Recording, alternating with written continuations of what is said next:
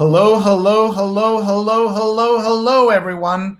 Welcome to another episode of Sree's daily global COVID-19 show.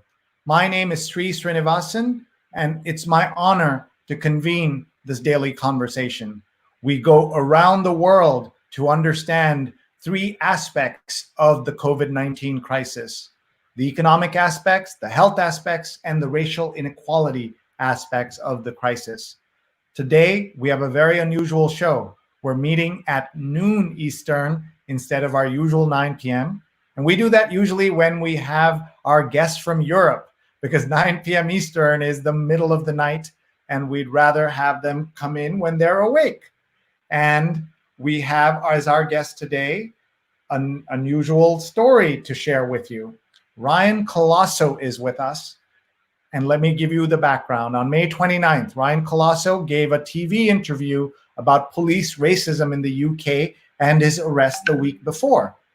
On his way home from that interview, he was stopped and arrested again, for false charges. As the Black Lives Matter movement sweeps the world, Ryan, who works in the UK film industry, has decided to speak out about the discrimination faced by Black people and other people of color in the UK. As you're seeing on the screen, this unbelievable headline: police smash car window of man on way home from TV interview about police racism. And on the screen on the left, you can see the smashing happening in real time in the video that happened. You will meet Ryan in just a few minutes. In the meantime, please, everyone, share this with your friends and family. I'm doing this right now. Tag them on Facebook, Twitter, YouTube, LinkedIn. This is your chance to share Ryan's story and for all of us to learn about what is happening around the world. So please take your time. Please do that. You'll be meeting Ryan in just a couple of minutes. If you haven't followed me yet on YouTube, please do so. I am at Sreenet on YouTube, where you can find my entire collection of stories that we've been doing. This is episode number 121. That means we've been on the air for 4 months straight. And we're extremely humbled by this amazing response we've gotten to our show. Please join us and please spread the word. Let me first say hi to everybody. Hi, folks. Thank you for being here. I'm Sree Sreenivasan. I'm the Marshall Loeb Visiting Professor of Digital Innovation at Stony Brook School of Journalism in New York.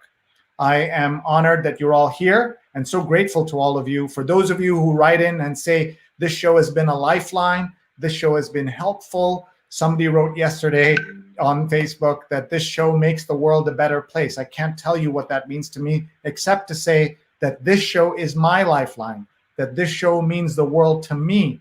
And this show makes me a better person because I am learning every single day from all of you. So thank you for watching. Tell me where you're watching from. Please tag your friends. And I want to give a big shout out to our producers of our show, Vandana Menon and Rose Horowitz. For those of you who are new to the show, we'll also give you a little bit of background about the show. We have been on the air for 100 plus days, as I said, 101 days, and we've had 1 million plus viewers. We've had guests from 45 cities in 12 countries, and we are able to do that because we're in partnership with Scroll.in, one of India's best news, culture, and information websites. So please check out Scroll.in and look at the intentionality of the work we're doing. We've had 124 guests out of 201 have been women, and that's because we want to showcase as many women as we can. We want to showcase people of color, people who don't always get a voice.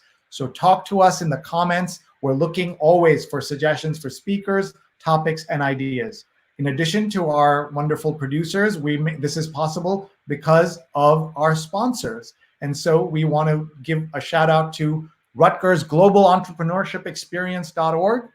It's a virtual teen camp that you can join from anywhere in the world.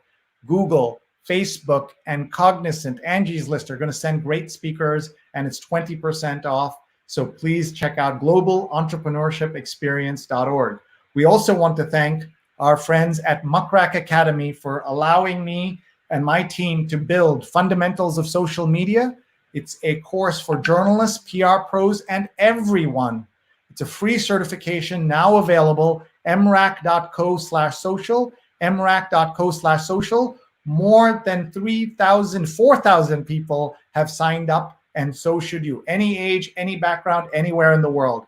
And we have just one more ad. We have to pay our bills before we get to Ryan. Please tag your friends. Please tell them to join us. Ryan will be with us in 60 seconds. And that's because I want to tell you about this fabulous new show that I am an executive producer of. It's called She's on Call. And here's the ad for the show.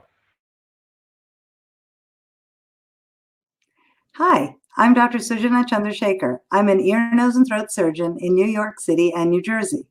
And I'm Dr. Marina Kurian. I'm a general surgeon in New York City area. We'd like to introduce you to our new show, She's on Call. We air live on social media platforms from 11 a.m. to noon every Sunday Eastern Time. We discuss the medical topics of the week.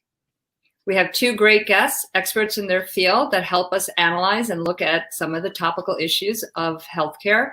And we are on 11 to 12, so please join us. We'd love to answer your questions, so please share and watch and send us your questions and comments. See you Sundays at 11. So everyone, please sign up for She's on Call. We'll see you at Sunday on 11 a.m. Eastern. I'm sorry, 11 a.m. Eastern, and you can watch on Facebook and on Twitter and on YouTube. Follow at She's on Call, and you won't see me because I'm the co-executive producer with these two awesome surgeons, my friends Marina and Sujana. Are you ready to meet Ryan and hear his story and ask him questions? Please tell us in the comments the questions you have on Facebook, on Twitter, on YouTube, and on LinkedIn. I want to be enough of a hype man for Ryan. Are you ready, Ryan? Give me a thumbs up backstage. And there he is, and he's here. Hi, Ryan. How are you doing? I'm good, thanks, Jim. How are you doing? Good. We'll need you to speak up a little bit. We make sure everybody can hear you. And thanks for being here. We are going to be talking about very serious issues about racism, about the state of what's happening in the UK. But we start our shows, Ryan, by always asking, how are you doing? How's your family doing with regards to the pandemic first? Yeah, thank you very much for asking that. Yeah, my family, as far as I know, because I check on them, yeah, they're good. They're very good. In fact, one of my stops happened when I was dropping food. The first stop, the police stop, happened when I was dropping food to my family. But yeah, I really appreciate you asking that. They're all right, and I'm all right, thank you. How's your family doing? Oh, thank you very much for asking. Tell us about where you are exactly and what's the situation in London with the pandemic right now. We know most Americans stopped paying attention, frankly, after Boris Johnson's situation, after he came out. He's now working and he's okay. I mean, I wouldn't say he's okay because I think in many ways he's a problem, but you tell me how you see the medical situation.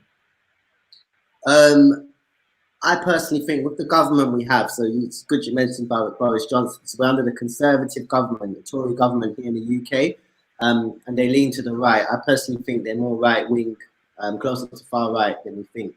I don't think they really care about the working class people. I don't think they care about people in general, lower class, whether you're ethnic minority or not. Obviously, we have it worse.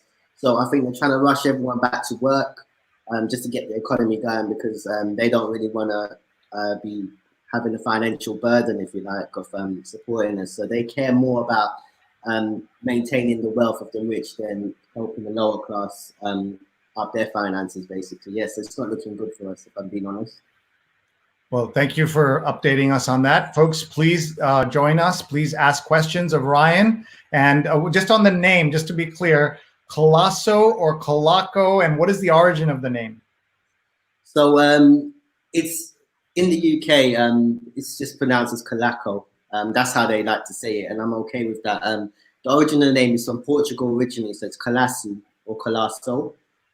My origin would be from Goa, which is Portuguese colonized for over 451 years. So my whole family generation goes back as Roman Catholic for a long time, and with that surname and another name, Fernandez and Menezes, it's within my my family line, basically. So yeah. Okay, well, that's good to know. I learned, you taught me something already. I learned how to make that little accent under the C in your name. So I learned that. So thank you for doing that. So let's get down to the reason we're here and why we're talking to you today. On the weekend, I looked at my phone and it's I'm seeing the worldwide trend on this guy who it's even hard to imagine. Like the story sounds made up. Like I'm just showing people the on the screen. They're looking here. I'll just show them again. I'll take off this banner.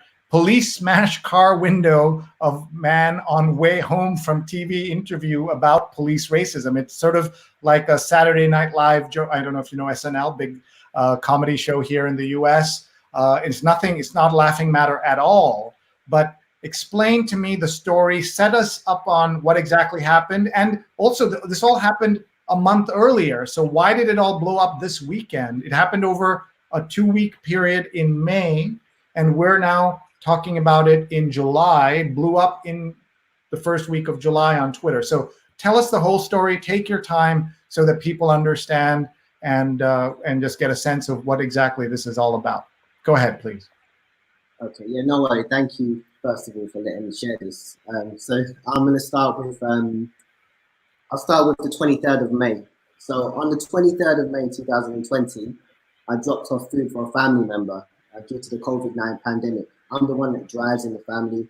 It makes logical sense, you know. I'm happy to lift the heavy things and drop off things.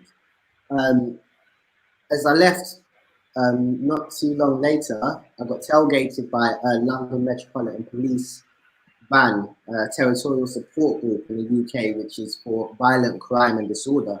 Now, the way they tailgated me, I could not even see the sirens on the top or even on the grille of the vehicle, which is how it works here in the UK. So the blues and twos was not visible to me. As they did that, between 8 and 11 seconds, 4 or 5 officers, it happened so fast, charged out of the vehicle and started banging on my window as I was trying to set my camera up. So unfortunately, I didn't catch the footage of that. The way the UK works is you can request police body camera footage, and I'm waiting on that footage at the moment to see what led to that stop, why they stopped me, and the manner, really their conduct, which I believe was thoroughly unacceptable. From that point on as well, I asked, why am I being searched? You know, I was very polite. If people have seen the video already, just why am I being searched? Because of the way they dealt with me, it did create a little bit of hostility. So, yeah, they threw the handcuffs on me, attempted to drag me out of my vehicle. At that point, I pushed myself to go the extra mile to say, look, this is excessive. Let me get out of the car myself. So I did. Throughout this search, their conduct was extremely questionable because they kept fabricating things. They kept lying about a large smell of cannabis. Now, cannabis, anyone that knows me knows I've never handled, distributed, or been involved with any illegal drugs or substances in my life. Never. And to be constantly accused of that in a sense by all the officers because they were trying to justify their proactive approach, which is basically justifying the reason for their stop. Yeah, it's quite hurtful. It's very hurtful, actually. Throughout this stop as well, there was no apology when it was a negative search.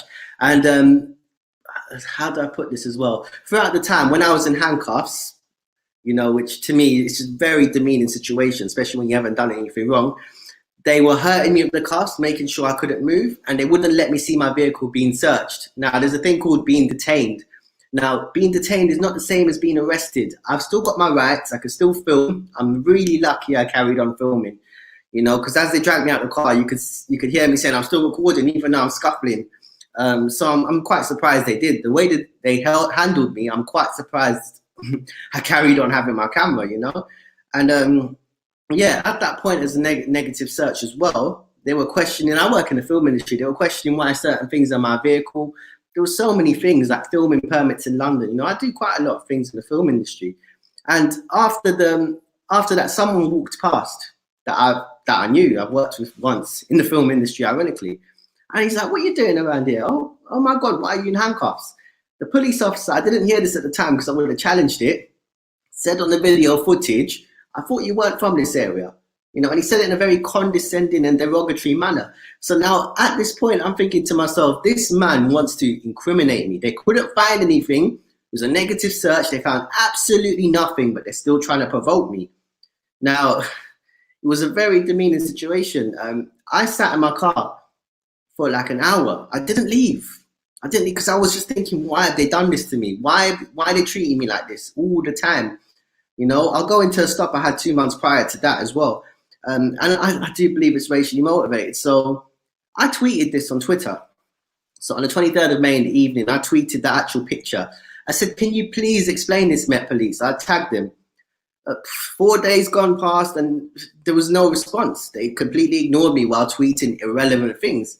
Now, in that time, I was getting very worked up and angry because I'm an innocent man and I'm getting treated with such disrespect. And it's even to say it the way I'm saying, it's hurting me.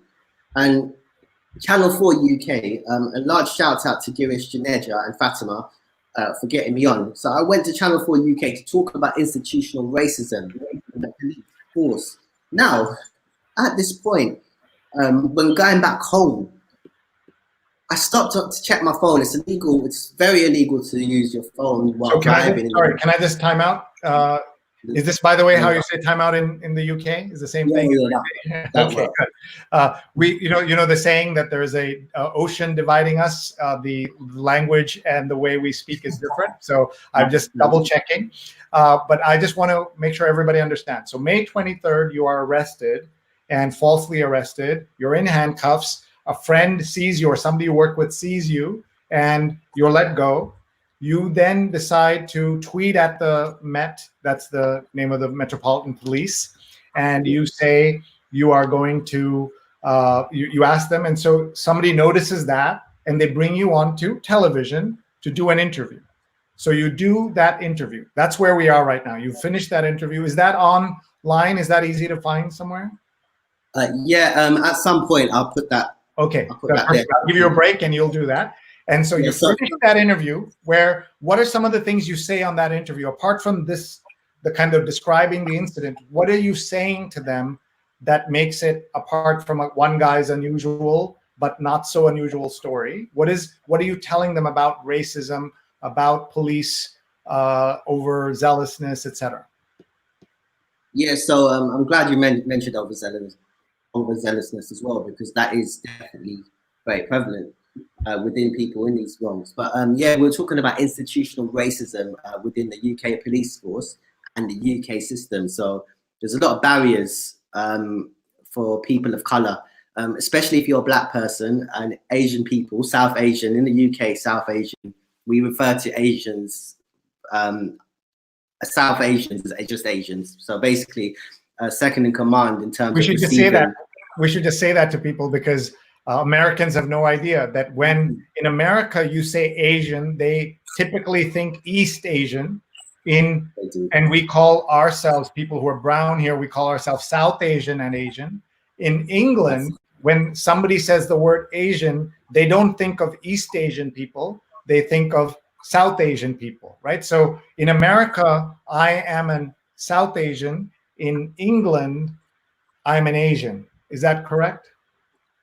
That is completely correct. So as you said, so if you're South Asians, India, Pakistan, Bangladesh, Sri Lanka, there's other places as well, Southeast Asia, China, Japan, Vietnam, Philippines.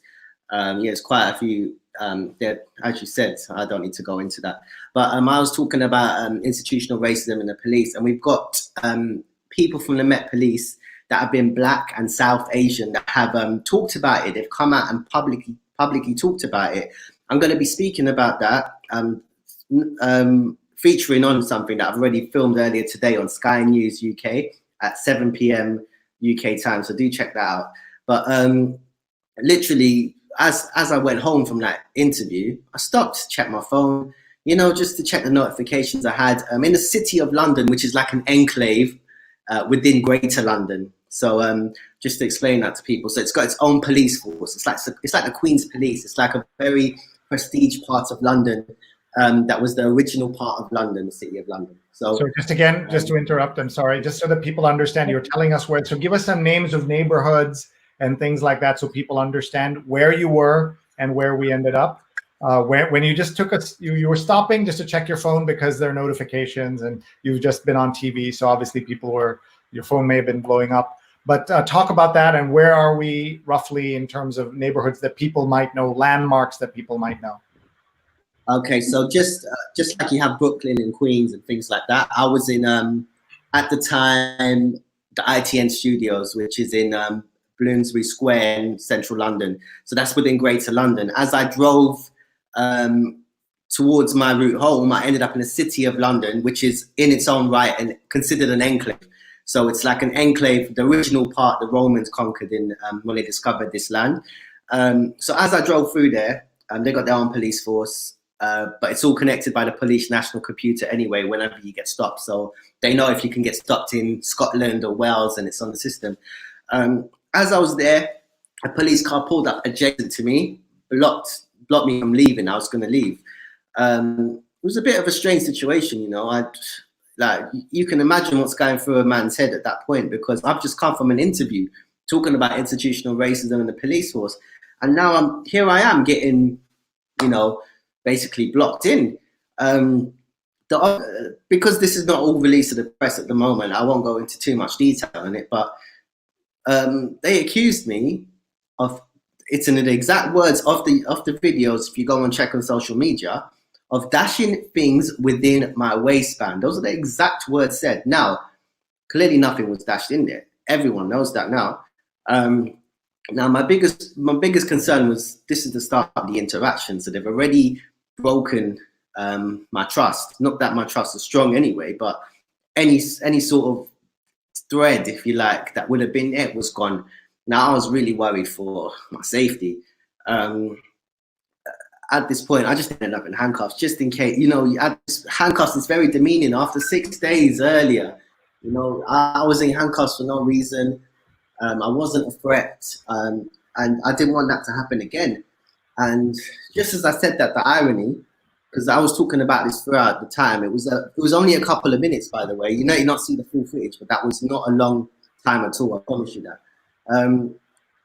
Yeah, you could see he just start smashing the window. It took about 4 hits, and yeah, the rest is history. You could see me trying to protect myself. My safety wasn't taken into any consideration whatsoever.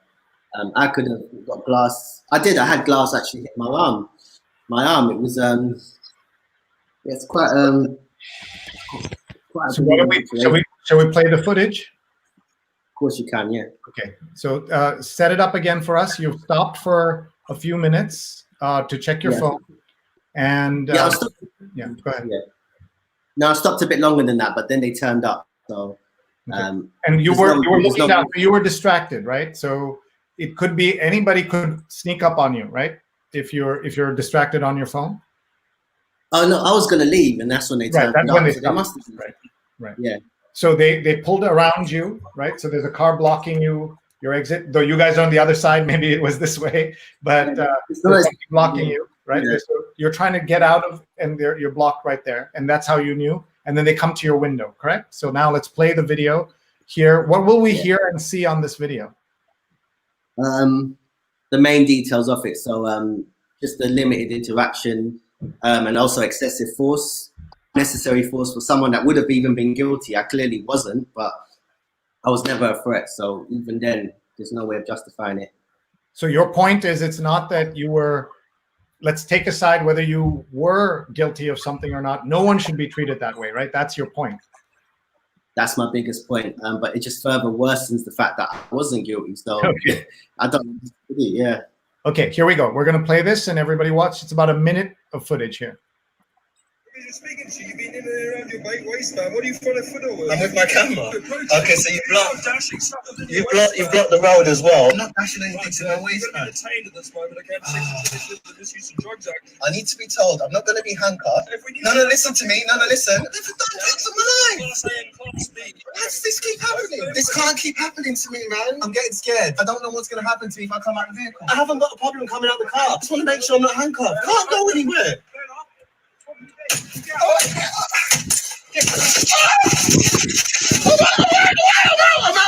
I can't move.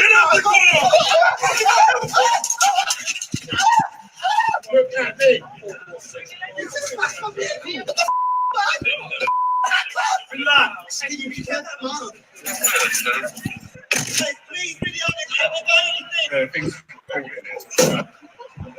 Did you get a camera when we came out? Okay, and I see you kind of hiding your face there. And what is it like to now see it for the 1000th time? You experienced it, obviously. What are you thinking? Yeah, just it gets worse and worse every time. When I watch it, I think I underreacted.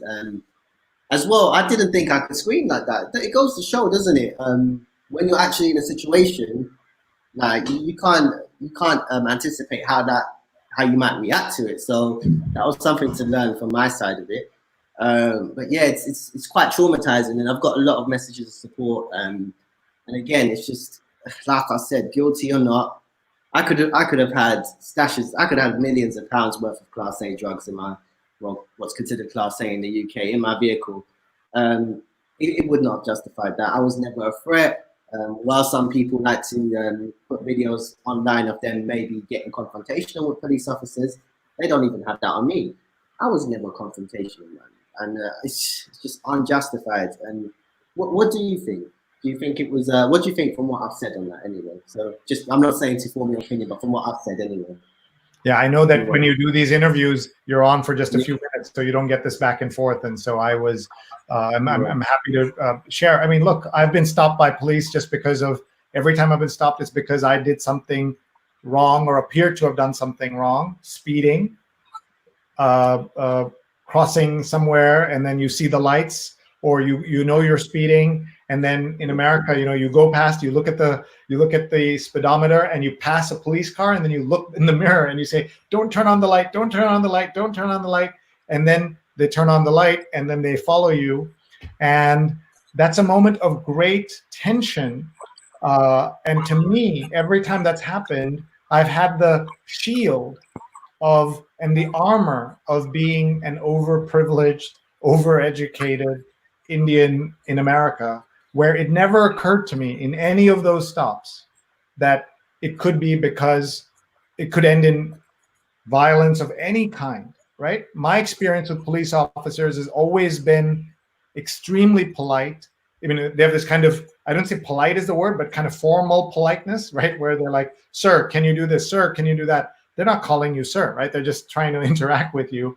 And so until watching you, I've never seen a brown man, in that kind of situation. We have seen awful videos of black men in this country who've been shot to death after interacting with police in their cars. Even Rayshard Brooks, who was shot to death, you saw 2 weeks ago in Atlanta, 3 weeks ago in Atlanta. He was found sleeping in his car. Maybe he was, intoxicated from having too much to drink. I forget what the circumstances are. It doesn't matter. And you keep watching that video. You've seen it, right? 40 minutes of him interacting with the police, and they say, "Let him go. Just let him go home. Drive him home." And he gets shot to death. So that's the reality for most Americans. For me, every time, the other times I've been stopped, Ryan, are because I've been on the phone. Before we had I'm too old for you, but before we had, Bluetooth and all of that, I would just be on my phone talking, and it's against the law in New York to be on the phone on a handset. And once I got stopped going, we don't own a car, so we rent a car. And so from the rental to our house, it was like 3-minute drive. I used the phone to say to my wife, "Come downstairs." And I hear the siren, and then they come up to me. And I then am able to just say to the police officer, in one case, I talked myself out of a ticket where I said, "Sorry, officer," and I apologized. But there is a sense of nervousness, but not because I'm thinking it's going to end in violence. It's just fear of authority. That's all it has been in my experience. So to see how you reacted and what you went through, having been through it before, is there a video of that first encounter? And to everybody joining us now, let me just explain again what we're doing here, because you may have just stopped in. My name is Sree Sreenivasan, and I host a daily show around the COVID pandemic, and we cover health, economy, and racial injustice. And in this case, we're talking to Ryan Colaço, who was stopped on May 23rd he was stopped and accused of having drugs. He did not have any. And then he was let go. He goes on television and talks about having this police racism encounter, in his opinion, that was a racist encounter. And on his way home, he stopped on his phone. He's reading his messages. He pulls out of the car, tries to get out. He's blocked by police, who then accuse him of stashing something in his waistband. And that's the video we just saw. He was trending all over the world, this story. And I want to ask Ryan at this moment, I'm going to bring Ryan back on the camera. I wanted to give him a moment to share some links, which he has done. And just bring him back on camera, Ryan, to just talk about what happened after that. So they let you go, right? They searched you, didn't find anything, and they let you go. So this was all a month ago. Why did this blow up this weekend? This is blown up this weekend because I did an article for the Guardian newspaper, and it got shared nicely on Twitter and Reddit, I believe. And yeah, the algorithms just went crazy. And obviously, what's going on with Black Lives Matter and also police brutality and racism in the world, I think that might have contributed very heavily to it. So it added a lot of weight to my story, and I'm so thankful everyone that shared this, because I honestly didn't really want to do it. It shows me in such a vulnerable position, and I felt to myself, because they let me out so late from the police station. This is why I think it went. This is just additional points. They let me out 12 hours later after a strip search, drug testing, also not seeing a nurse or medic for 6 hours, smashing my head on the pavement or the sidewalk, as you say in America, then picking me up and smashing it on the concrete wall. Brutal handcuff scarring I still have from it as well. On top of that, I got stopped on foot. Well, I had to wait 4 or 5 hours before I can collect my vehicle from the impound. I walked about a mile to do that, and I got stopped on foot as I was doing it by police. So even then, people just found the irony of the story. It's just like, why are you harassing this man? And when I eventually got my car back, it was given to me in that condition that you just showed the pictures of, with the glass smashed, also outside the City of London police station. So if you go to the beginning of that video, you can probably see the picture because it's the thumbnail of it. Yeah, it's just hard to it's just hard for anyone to accept it's happened. And if I told people this story verbally without the evidence, I wouldn't blame anyone for not believing me, because it just sounds ridiculous. And the fact is, I've been released under investigation, which makes no sense. And the actual charge they might potentially want to put on me, which I don't see happening, it would be really stupid for them. You know, I'm pretty sure even they see it like that, to put a charge on me called obstruction of a drug search. No drugs to obstruct. You know, the way they approached me, the way they lied about what happened, what they could see on both stories as well. You know, it's just, you cannot make this up. And those are literally my words when you read the article. You cannot make this up. It's trended on World Star Hip Hop. It's trended on Vlad TV. It's all over the US. I've been getting messages from everywhere in the world. It's trended in Africa. It's trended in South Asia. It's trended in Southeast Asia. It's trended in Europe. People are angry even in countries like Portugal, Hungary, where else? Germany. You know, I'm just so thankful people have been getting at me, because I've got so much message of support. Obviously, I've had the far right here and there. You know, with those comments, you're always going to find them. And also people saying you deserved it, and also people mixing up my stories with my stories of other people. But I'm just so thankful that it's been shared. But the fact is, because it was such a brutal story, and the things that have happened and continue still happening, because technically speaking, I'm still under investigation, right? This is why it's trended, I believe, that people just are shocked. So, yeah. So tell us a little bit about the reaction from the officials. You're still under investigation. Could you face charges, as you said, and has anybody in power apologized to you for the situation? Technically speaking, yes. They could either give me a letter through my door saying no further action, or another letter saying a court date, which would then mean I'd have to raise money to get a solicitor sorted. Those are the two outcomes. And at that point, if it's no further action, all they'll be liable for is to pay for my window, which, the irony of it, the inconvenience around that speaks for itself, more than the fact that just paying for the window was an inconvenience, because it was very peak COVID-19 time. It was 30th of May in the UK. We were still on although our government's been terrible with the word lockdown, been horrendous, badly handled. We were still in that part of lockdown where nothing was open. So I struggled, man. Like, I've never cried in my life. Like, I don't cry basically as much. Like, really, it's been years. But I wasn't gonna blame myself if I did, because why should I have to go through that? I haven't done anything wrong. We found nothing. I think it's just a case of the police trying to justify their actions. So the Met Police and the City of London Police, two police forces now that I've got problems with, just trying to justify their actions. And no, in short, I've not received any sort of apology or acknowledgement. Just the facts from the Met. They said that they're going to scrutinize every incident. So they are attempting to, because they deal with ethnic minorities the most. So they're attempting to basically just shine some light on it. Just say, you know what, because there's a lot of things going on in relation to the Met. They're under a lot of scrutiny with a lot of cases.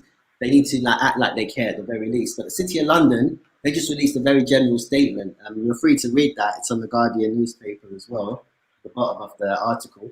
But it's just basically along the lines of a man got arrested for obstructing a drug search. He's been released under investigation. That's it. I find that horrendous. I find that absolutely diabolical that we can even consider writing such a poor statement, because I just don't think they could justify themselves. So that's probably why they've done it. So just to be clear again, so this is where it's happening. They start hitting your window here. This is so scary to me. It could have gone in your eye, right? They didn't check you to see, did you go in your eye, right? The piece of glass could have gone in your eye, could have cut you up in your arm. Anything could have happened. They didn't even care. That's the part that's among the many parts of this that is so upsetting. Again, we want to say also, I think we're very conscious, both of us, as being South Asian or Asian rather than African American, that those incidents in America that have ended badly in a completely different way, that, you know, we're not taking attention away from that by talking about this story. You decided to speak about this because you want to say that Black Lives Matter, right? And that people are going through this. And if you speaking up brings any attention to this, that's a good thing. And you're not trying to distract from, you know, somebody says, oh, poor boy, you hurt your wrist, so what? We don't care, right? Look at people dying. What is your response to that? As anyone knows, I'm a very, very strong advocate of Black Lives Matter. My entire life, in all fairness, until the age of maybe 16, my company was predominantly Black males and Black females. I didn't have a lot of friends of other ethnic origins because of the way I've grown up. I met South Asian people later on in life. So yeah, I do empathize a lot with all cultures and that are going through this. But Black Lives Matter is very, very prominent because Black people are 9 times more likely than white people to get stopped. Asian people, South Asian people, at the lowest figure, are at least 3 times more likely. And to me, that is still horrendous, man. I just cannot. I cannot believe that figure is astonishing, because when you look at who takes these drugs, especially the higher end drugs, you know, cannabis is not as serious. It's normally, you know, it's normally white males, and they'd agree with that. You know, like there's a thing about 50. What do you call it? Just because 50-year-old onward white males have been convicted of paedophilia, doesn't mean every white male that's 50 plus is a paedophile, and that's very true. So that's the same with every young Black male, every young South Asian male. Doesn't mean they're a drug dealer. You know, we're getting stereotyped so badly. I've driven around London a lot, and I've seen South Asians getting stopped and searched since it's happened. It's happened to them. Now, they haven't had a chance to share their story. It might not have been as brutal as mine, but I've witnessed it myself. I've had friends tell me about it, mainly Black males that I know that have been getting stopped and searched, but South Asians are not exempt from it. And what we have in the UK sometimes is, if you're not white, you're considered Black or an outsider, which is completely disgusting because it shows no respect for any race, and it's just very racist. You know, we've had a lot of problems with racism when it comes to Black people, South Asian people, and also Southeast Asian people, or Asians, as you say in America, because they have loads of racial terms for them. They've been beaten up, especially during COVID-19. You know, if anyone's isolated in very, very white areas in the UK, around certain people is very dangerous to them. And I could speak from personal experience. I've experienced a lot of racism growing up in London and also traveling around the UK. And this is, of course, dates back to, you know, the 80s with the soccer hooligans and all of those things, right? I'm forgetting the name. I'm just having a moment here. But I forget what it was called, the political party, the New Front. I forget what it was called. That was the National Front. National Front. There's a wonderful movie called Blinded by the Light about a young boy in England who is in love with Bruce Springsteen's music, and it's set in the early 80s. I don't know if you saw that film. It came out last year, and a young Pakistani British boy who loves Bruce Springsteen and what the National Front is doing, and they're like a neo-Nazi party, and what they're doing and how they're affecting everybody there. It's quite a movie. I recommend it to everybody to understand the racial tensions in London, to understand the problems that are in the UK. I mean, and what it's like to see poor people and the lives that poor people lead in the UK today.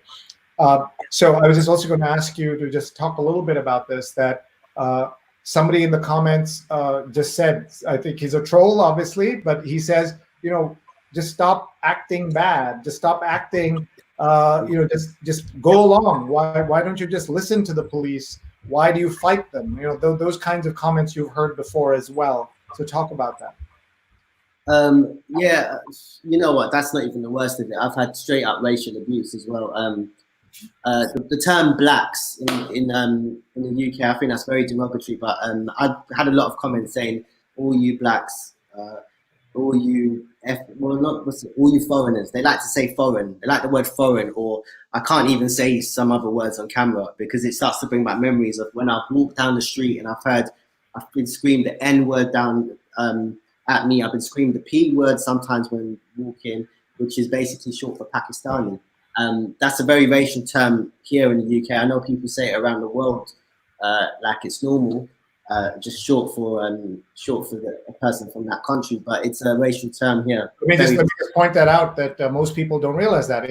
Even in India, people may say the word PAKI, and it just means just a short form of Pakistani. But in England, it is a slur like the N-word because it's used by the National Front and others and skinheads as a derogatory term. So it's become a slur, especially in England. And so, by the way, at the New York Times one year, they had a headline, not the actual headline, but the URL headline, on the website, and they PAKI.html. And when we pointed it out, they didn't even know that it was any problem. There was like, when I grew up in India, it was, or when I would visit India or grew up in India, spend time in India, it would be completely normal to say Red Indian for Native Americans, because it is not, they don't know any better. They didn't know any Native Americans, and it was just understood that that's the word. We never heard the word Native American. We just hear the word Red Indian, and that was normal. And so the word PAKI is normal in some circles, but in England, it is a slur, the way JAP is a slur in the United States. When you use that, it's, so just wanted to clarify that for everybody. And if you're watching right now, this is my conversation with Ryan Colaço, a young man in London who was stopped twice by police, and he's sharing his story, both times violently, both times arrested, both times no charges, nothing found on him, and still treated. And he's speaking out because he believes Black Lives Matter, and that what he went through is just an indication of what is going on in the UK. And so, Ryan, thank you for your time. We have a few minutes left with you. Let's do what we call, Ryan, a global tour with people watching around the world. So they want to, many of them want to say hello to you. Have you been to the United States? Unfortunately not, and it's something I'm really upset about. I really want to go to New York as well, I'm really upset about that, man. Yeah, I need to go there, man. Have you been to India? I've been to Goa, so I've only been to, actually, I've on an interchange flight, I would have been to Bombay or Mumbai. So other than that, no, I've only been to Goa, and I wouldn't say Goa is an experience of India in general, because it's a bit, culturally, India is so big, so many different cultures. Every 20 kilometers, the language will probably change. You know, we're all the same to the races, but culturally we're completely different. So, yeah, I'd like to go to certain places. Delhi would be nice, you know, New Delhi. I'd also And like see to the go. Taj Mahal, right? You would like to do that too. Yeah, Love and to. just to point out to everyone, Goa is an amazing place. I've been there for work and for my brother's wedding. He got married there. It's a destination wedding place. It's a fabulous part of India, but like any part of India, has, you know, incredible beauty. Also, its problems, like any place in the world. And but Goa was ruled by the Portuguese. It was one of their colonies overseas, and so it's a very high Roman Catholic population. And there are names like Fernandez and Gonzalez, and all of those are typical. Diaz is a typical kind of Goan name. D'Souza. In America, we have this ridiculous man named Dinesh D'Souza, who is Goan, I'm sorry to say. Do you know who that is? He's not going to me. I know who you're talking about. You know, you're saying we don't claim him, right? Like, We don't claim him.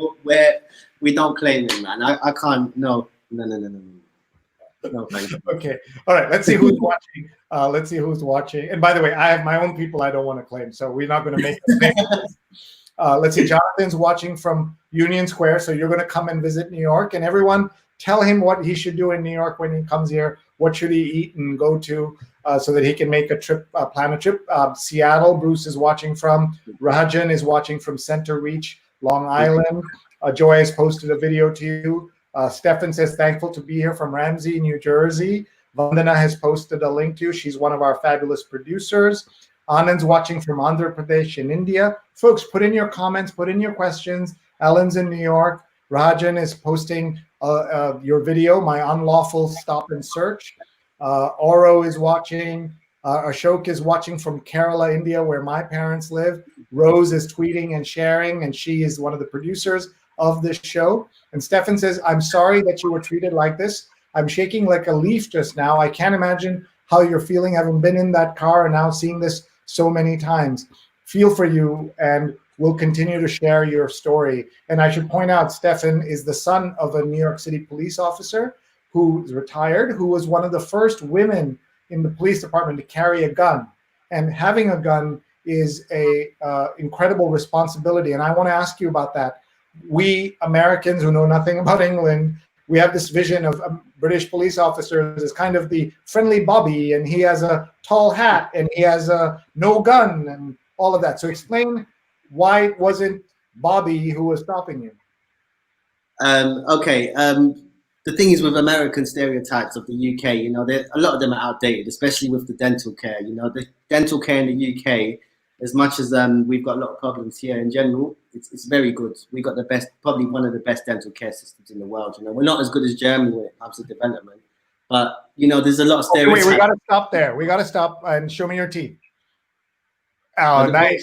Wait, you know what? That's a bad example because I pulled my braces out when I was a kid. I pulled them out after 2-3 days, so I'm not the best example. Okay? No, but that's pretty good. Those are pretty good teeth for not having left your braces on. That's pretty cool. They knock your teeth out for it, so I was lucky they naturally went into position. So lucky. Oh man, but yeah, it's how do I put this in terms? Sorry, I don't want to drift off. How did we end up here, by the way? How did we end up talking about your teeth?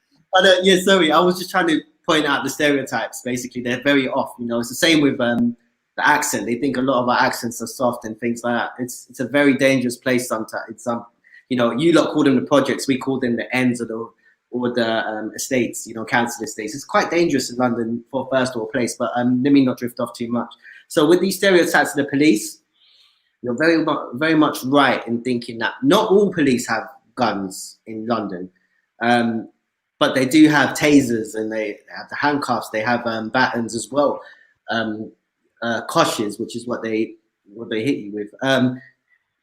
Not all police are trained to have guns. There are special units for that.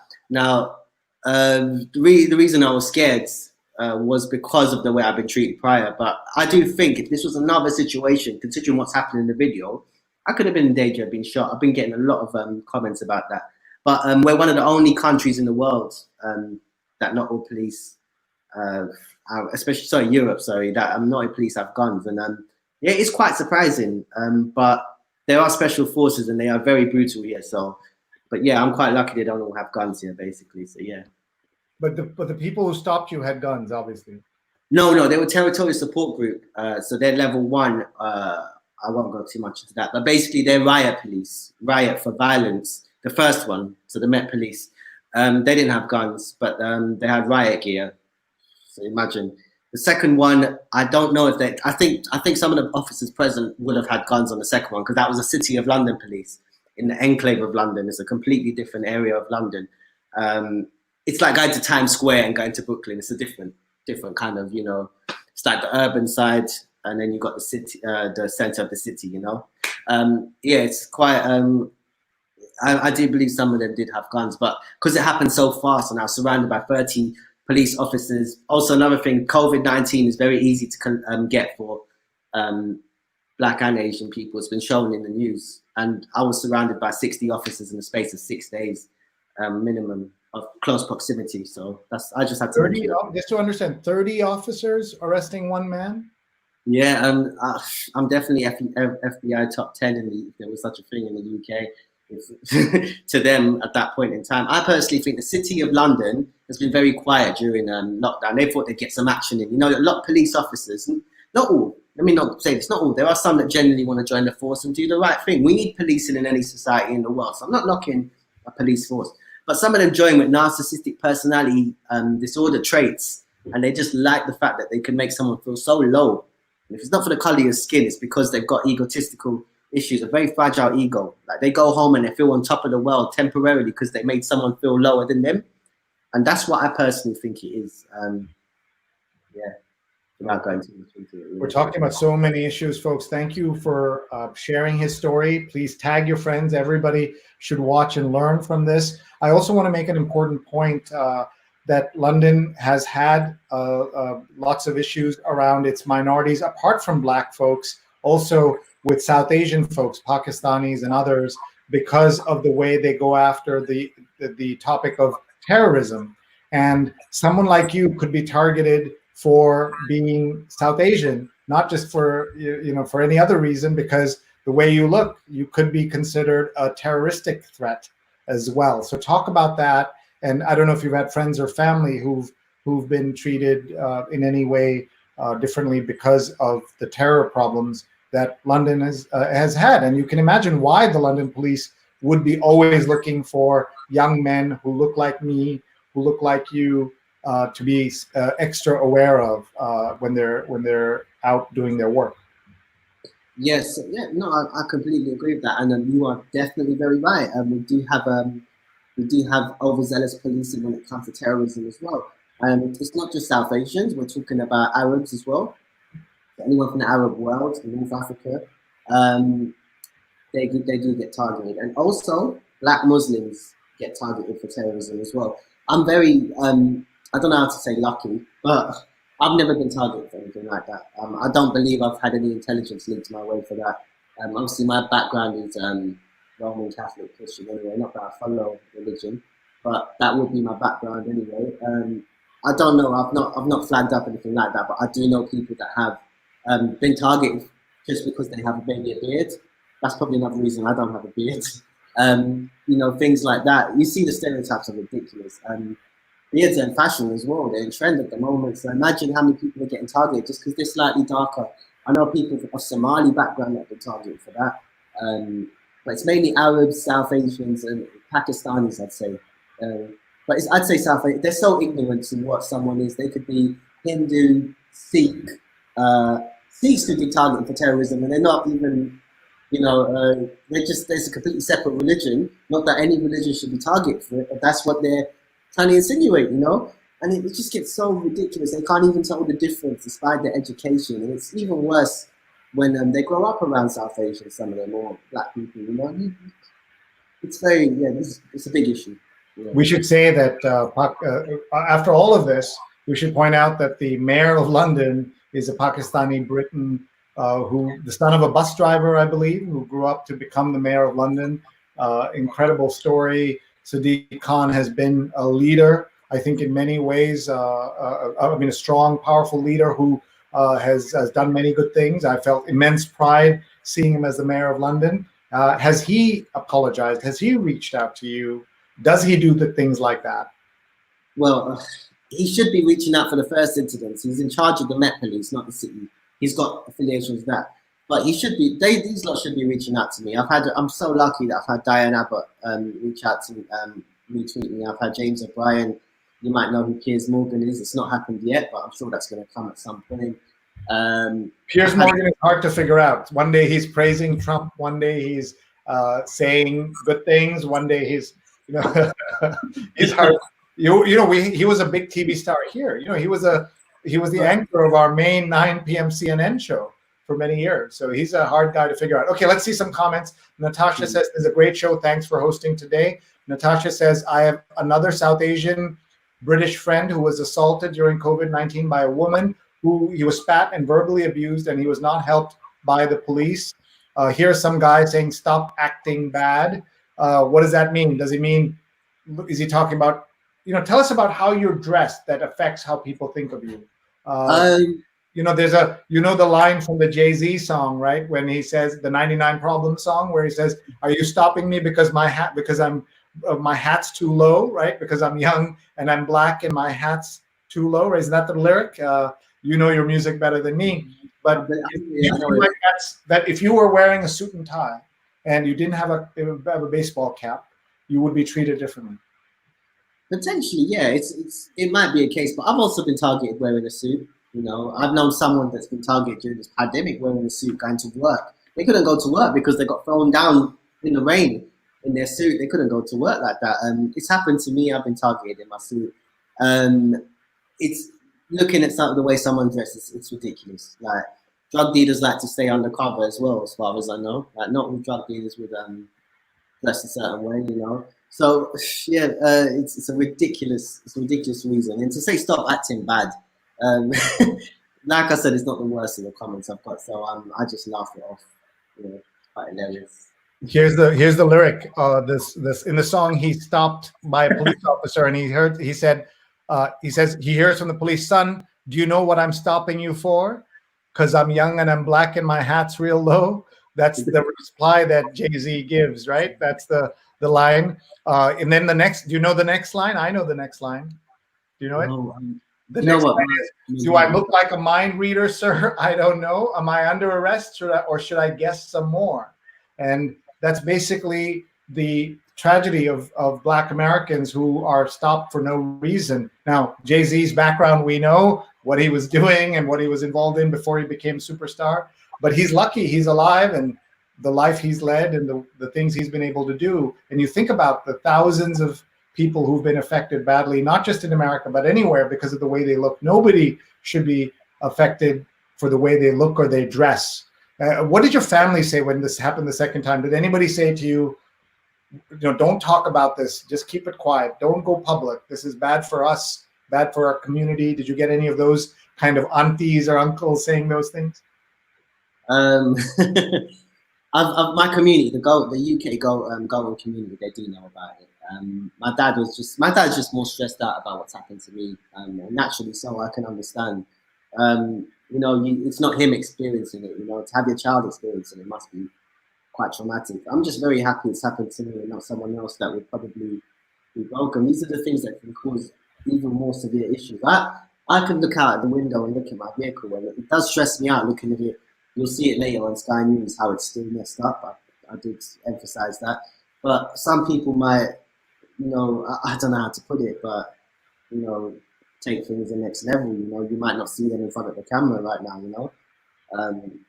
I know people suffer in silence and then they don't exist anymore. So, yeah, I'm just thankful I've had all the support around me, and also so much support worldwide. I'm so humbled, and I've still got so many messages to get through. I'm getting feedback to everyone, Listen, I'm just a normal person. Just because I'm getting all these messages now doesn't mean anything. I'm getting back to everyone, and I want to hear people's stories. I'm not special, man. It could have happened to anyone else. I'm just someone that shared my story. I want people to still message me, and I'm so humbled by your support, man. Thank you all so much, man. Well, I know you replied to everybody because you replied to me. You didn't know me, and you responded. So that was great. Let's just see a couple of few comments here. Rejan says, I'm thinking about all my interactions with the police over the years. I've never been stopped for being brown. Ticketed when a white person would not have been. Can't say for sure. Raghav says, police brutalities are a reality, even more so in India. Just look at these extrajudicial killings happening all over the country. The police here differentiates on the basis of money and power. Rajan says, I remember that they had to change the slugs for New York Times articles or photos from PAKI to PAK because it was a slur. Rajan worked at the New York Times for 20 years. He says, I'm not certain if this is a more general attitude among East Europeans, but a relative of mine pursued a woman from Poland, and she referred to him as it referred to him an Asian as black. So that's what you were saying as well, right? Look at this. Stefan says, if you ever come to New York, hit me up, Spin It Social, and this born and bred New Yorker will give you a tour of a lifetime. You have an instant new friend here. My brother. Love for that, man. I appreciate. I'm going to take you up on that offer, you know. Yeah. Seriously. Because of the Portuguese colonial connection, I knew a woman whose surname was De Silva. She was of Sri Lankan descent. Ryan, glad to take you out for a meal or several when you get to New York City. Oh man, it looks like you won't have to buy a meal in New York. Rose, one of our producers, says, thank you for joining us. Such a disturbing and riveting story. Pavan Dhingra, who was on my show last night, talking about education. We want everybody to go in and look at our archives. We talked about what is happening with education in the US. And he was here. He's a professor, and he's written a book about the quality of education and how we should think about things. It's called Hyper Education, and everybody should see it. My archives, folks, are at youtube.com/SreeNet. Everybody should take a look at the archives. We have more than 120 shows, 4 months nonstop. We've been on the air every single day, only because of the support we've gotten. Let's see if we can get you any meals in other cities. Here we go. Anand says, you're welcome to my home in Andhra Pradesh, bro. So that's a state in India. And more links are coming. And Stefan, whose mother was a police officer, says, my mother always treated everyone with the utmost respect. She was not only one of the first female cops on the streets with men in 1973, but her partner was also African-American female officer. She knows what horrible treatment can be.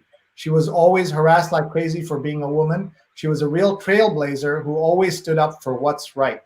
And Rajan has put in a Sadiq Khan profile link. Jonathan says, interesting program. I'm not going to show you this tweet, folks, but I'm looking now. I'm so horrified. I'm looking down on my feed. There's a Twitter handle, Stupid Ends, Death to Black People. Somebody has just tweeted that. Imagine finding the show somewhere in the world and making it your mission to write Death to Black People by seeing the two of us. Unbelievable. But this is what the trolls do, and just incredible. I'm so upset. I'm not going to show it to you, but I'm sure you're seeing things like this. The right are coming after you, aren't they? Oh, I've got the far right on my case. As you said, football hooligans. I've had them on my case, and a lot of them are, you know, it's a lot of the culture that you lot know about. Oi, let's have it, mate. Come on, you're a little, you know, like they like all that.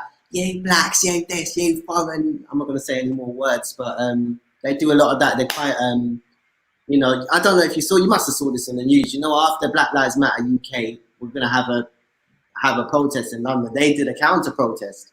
You know, and the far right. Yeah, I've had them coming at me for years because I'm a left wing person. You know, I'm not fully drowned in the left. I know there's things that need to be discussed on that side too, but I'm left wing. I believe in equality. You know, I believe in equality. Yeah, equality. Sorry, I believe in equality. I just want everyone to, you know, just be equal. Basically, I don't know how to articulate that better at the moment, but. Yeah. Rajan says keyboard warriors can hide behind the internet, and I'll say to you, sir, if you're watching, you are a coward. You won't put your name to it. You call yourself stupid and something, and then you tweet and run away. You're a coward. You and people like you are cowards, is all I can say. Fernando's watching from LA. You're in the movie business, so of course you want to get to LA, see Hollywood. Yeah.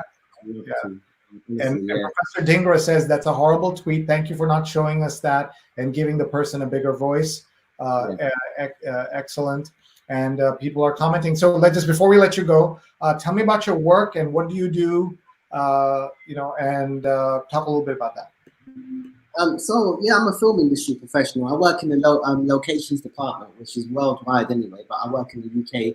I'm scouting locations and working on set. So it's like a branch. It's its own department, but it's like a branch of the production company to handle the contracts and negotiations. So I'm part of making sure the clients are okay. It's a very, very big part of it, and it's a very important and slept on part of everything. I think I'll be credited as well for Wonder Woman. The reshoots. So if you look on that when it's there at the end of the film, that I'll be in the yearbook pictures and everything. We're trying to create a nice 1984 look. But that's what I do. I also do a bit of acting myself. So if anyone is interested in the film industry or wants to collab or do anything, please get at me, because I'm about branching out and helping people as well as getting involved in things. But also make music. Well, I'm not as strongly doing that now, but if you go on my Instagram, there's a little clip of me acting and doing some music, ironically, about on my third upload. It's my third recent upload, ironically, about the drugs game in the UK. Just I'm bringing awareness to it and how it's negative. The irony of me to then get targeted for it, But yeah, I've just brought awareness to that, and I did a little rap to it. So if anyone wants to check that out, or if you wanted to put it up now, it's fine. But yeah, feel free to get at me on social media. I'm more than happy to interact with people, man. You lot are amazing. So if you want to interact. Just to understand, Ryan, like, you don't want this to define you. You're continuing with your work. You don't want this incident or these two incidents to be the Ryan Colaço legacy. Oh no, not necessarily. I'm actually happy now in a way. This is in the spotlight because I do want to actively pursue police brutality, institutional racism, and racism in general. So I'm really happy. I'm well more than happy to go worldwide on this and speak on it. And I'm going to use this platform that I've been given now to speak on racism a lot, man, because it's something that's affected me. And yeah, I'm just really really touched by it. But yeah, I'm going to continue my work as well as talk about this, because this is still something really close to me. So yeah. So let's look quickly at your bio there. What is that hashtag AFC? Oh, Arsenal. It's a football club, or soccer, as you say. Sure, of course, yeah. So you're it's Arsenal Football Club, first class graduate. What does that mean? Also, I got a first class degree. I graduated with first in my business management degree in university. So just wanted to, just put that there. Because you get stereotypes a lot. They think your intellect is low. I'm not. Yeah, I just have to put that out there. So yeah. So in America, that might be like with distinction or honors or something like that. Rapper, actor, YouTuber, film and industry, Snapchat, Ryan_Colaço, Arsenal, Tories out. Yeah, and I'm a Remainer as well. So I'm very strongly against Brexit, even though it's gone through now. But yeah, I'm politically active as well as I've got a YouTube channel, as you can see. Yeah, I'm in the link on Instagram. And so just to be clear, we had a show just this past week on Monday where we had actually thought that we'd also bring you on to talk, but we weren't able to figure out the schedule. But we had a show on Monday about politics and the UK, and our expert on that, Tristan Hotham, who was here, he's an expert he got his degree in Facebook and politics, his PhD. Can you believe there's a PhD in Facebook and politics? Tristan Hotham is his name. And he said that what happened with Brexit in 2016 was advance notice of what would happen in America in 2016 with Trump winning. And like you guys were warning us that it could be possible that Trump would win by, in fact, you remember Trump said that Brexit is a sign that he could win, and it turned out to be true. And here's a question that came in. Isn't that a nice coincidence here? A question, Vipul says, do you see Trump winning 2020 election? I have a thought, but do you have a thought? Do you care at all? What do you think? You know what? Part of me says yes, part of me says no. You know what? Because of the way things are going on, I'm not too sure. You know what? I'm not in the best position to answer this, but I have got my views on both yes and no. But I'd like to hear what you say first. Maybe I can. And I'm not really trying to counter against it. I do. I do think that there's a good chance he can win, but I do think that, wait, hold on, maybe they've had enough. But we had that problem with the last election. You know, everyone thought Jeremy Corbyn, if you know about him, would win late in the Labour election. Become Prime Minister. And it ended up being a landslide for the Tories, the Conservative Party. So this is why I'm, thinking, you know what, maybe everyone's like, yeah, Trump out. And then it might end up being like Boris Johnson. Boris Johnson's not as bad as Trump, by the way. You lot have it way worse, police brutality and people in charge. So I'm not trying to compare it in any way, but yeah. I understand. I'll just say one thing about Boris Johnson. I was at a lunch party with him, and I disliked him so much, I didn't take a selfie. I take a selfie with everybody. So the fact that I didn't take a photo of him and with him tells you something of what I thought of him before he became prime minister. And I find him to be really, can't believe that these kind of people are being elected for prime minister of England or prime president of the United States. And my thought is, for everyone who thinks that Joe Biden's going to be the next president for sure, you know nothing, because all the polls, anything doesn't matter. What I was sure that, the Brits just had a mistake and that one election, so the next time, if they get just one more chance, the Brexit will not happen. What happened? There was a landslide in favor of Brexit, right? Like, that's exactly what you're talking about. That's what I'm talking about. So anyone who thinks that Trump will not be president is wrong for sure, because we don't know. And that's the point, that we don't know. He was on tape saying he assaulted women. He said that on tape. I'm laughing only because it's so ridiculous. And women voted for him, and men voted for him. And he said those things about Mexicans from day one, and he got a larger percentage of the Hispanic vote than Mitt Romney did. I mean, this is the crazy thing about America, that you don't know. And politics, you don't know. And that's what I would say to anyone who thinks that Trump is not going to win this election for sure. We don't know. All right, we got to let you go. My mom's watching from Kerala. Hi, Amma. Love you. Great to have you here as always. And Ryan saying hello. And Rajan says, if your story were to become adapted to film, who would you like to play you? Ooh. Well, other than myself, because I don't know that's a tough one. That is a tough question. No, I've never thought of that. At all, if I'm being very honest with you. Maybe John Boyega. I would say that, wouldn't I? Very, very nice. Good answer. Shah Rukh Khan, how about that? He's too old.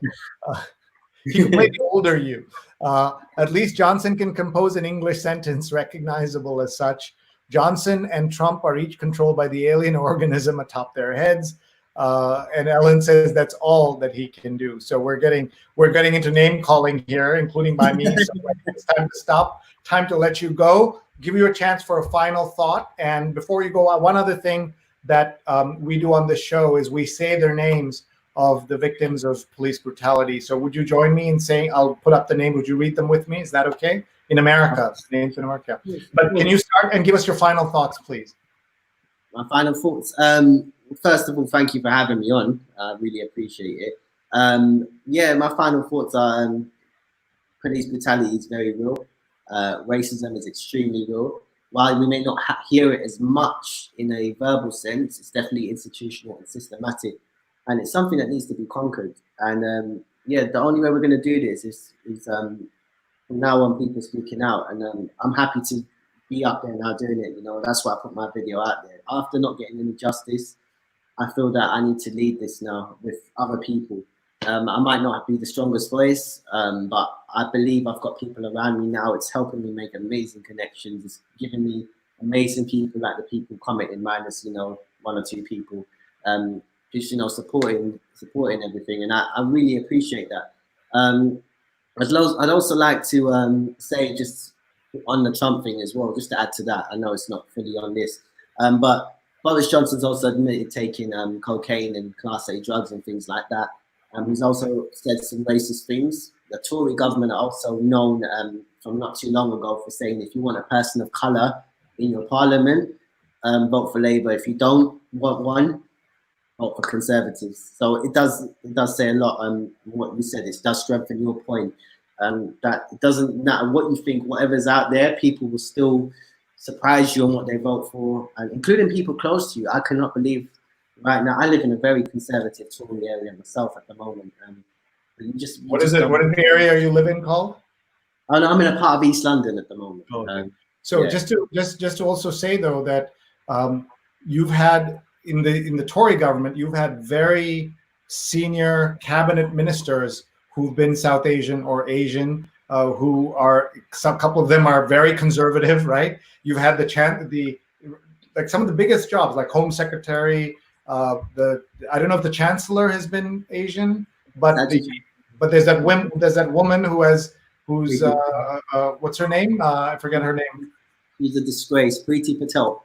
Preeti Patel, right? Like she's a disgrace that you say, but she is a minister, and then she had trouble or whatever. Anyway, let's move on.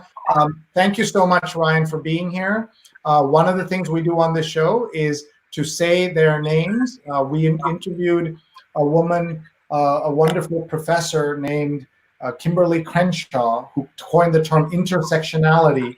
And she said, I asked her, what can allies do? She said, say their name, say her name. So we've been saying their names on this show. I'll show you what we've been doing, and I'm going to ask you to participate. Typically, we've been showing this photograph and image. You may have seen this before, the cover of Time magazine on the left, a young mother's child snatched away. And I don't know if you've seen the photo on the right. That's George Floyd as a young boy with his mother. And she died 2 years ago, and he would be killed 2 years almost to the day. And now he's buried next to her. It's an incredibly sad story. So we've been saying their names on the show. And yesterday, Rajan and others who watched said, why don't we say her name? And they showed me a list of people women who have been killed in police action. And so I know it's really tiny font, but if you can see, I would be honored if you would read a few names with me, just like the first 5-7 names that you're comfortable. And I know pronunciation and all of that will be hard because you've not seen this list before, but why don't you start and then I'll finish up the list. So please go ahead. You only want me to read the first 5? Yeah, just the name, just the first and last name. Yeah, that's all. Okay. Breonna Taylor, which I know about. Atatiana Jefferson, Charlena Shavon Lyles, Corinne Gaines, India Kager, Sandra Blunt, Alexia Christian, Maya Hall, Megan Hockaday, Janisha Fondle, Natasha McKenna. I think I read too much, didn't I? No, it's thank you. Tanisha Anderson, Aura Rosser, Shanique Proctor, Michelle Cousseau, Pearlie Golden, Gabriela Navarez, Yvette Smith, Renisha McBride, Miriam Carey, Kayam Livingston, Kayla Moore, Shelley Frey, Melissa Williams, Shulena Weldon, Alicia Thomas, Chantel Davis, Charmel Edwards, Rekia Boyd, Cherise Francis, Alania Stanley Jones, Tariko Wilson, Catherine Johnston, Alberta Spruill, Kendra James, Latanya Haggerty, Margaret Laverne Mitchell, Taisha Miller, Danette Daniels, Frankie Ann Perkins, Sanji Taylor, and Eleanor Bumpers. And we are thinking of all of them and just saying that this is the country, this is the world in which we live. Our friend here, Ryan, is a victim of police violence in one way, but he knows how lucky he is compared to how things end in other places and could end even in England. And we are very grateful to you folks. So this Say Her Name, is there something new we've introduced and feedback from all of you? We apologize for messing up the names. That's not on Ryan, that's on me. I never warned him that we were going to do that. You handled that beautifully. Thank you. And we will continue to do this. And I also want to say that I am the son-in-law of a police officer in India, police chief in India.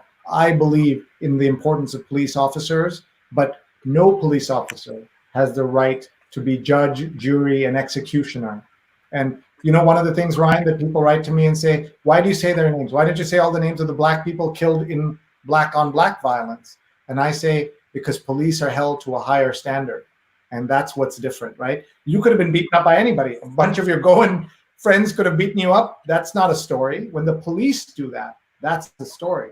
And that's what matters. And that's why we do this. And we thank you, Ryan, for being here with us. I want to tell you one last thing, that we had a friend on our show, Ryan Budu, who's of Indo-Guyanese origin. So, you know, the Indian community in Guyana, the Trinidad in America. And his elder brother, Ravi Budu, was killed in police custody for a non-violent offense. He was arrested and then he died. And after the death of George Floyd, Ryan is now speaking out about his brother, as well as the racism and silence he sees in South Asian communities. So he's saying there's racism amongst us and that our own people are partly the problem. And I believe that to be really true. I've had Indian people I know with their name, with their education, with everything, right on this, oh, didn't black people all get 40 acres and a mule after the election? I mean, after the Civil War. So what is the problem? Or don't black people get all the freebies? What is the problem? My friends, educated Indians talking like that. You know how Indians talk, not your family maybe, but how families talk, how people look down, the racism within the Indian, the colorism within the Indian community. You've seen that, you know about it, right? Yeah, I've spoken to you about that, haven't I? I think briefly earlier. Colorism is a very, very prevalent thing in the South Asian. It's in the black community as well, but it's in the South Asian community as well.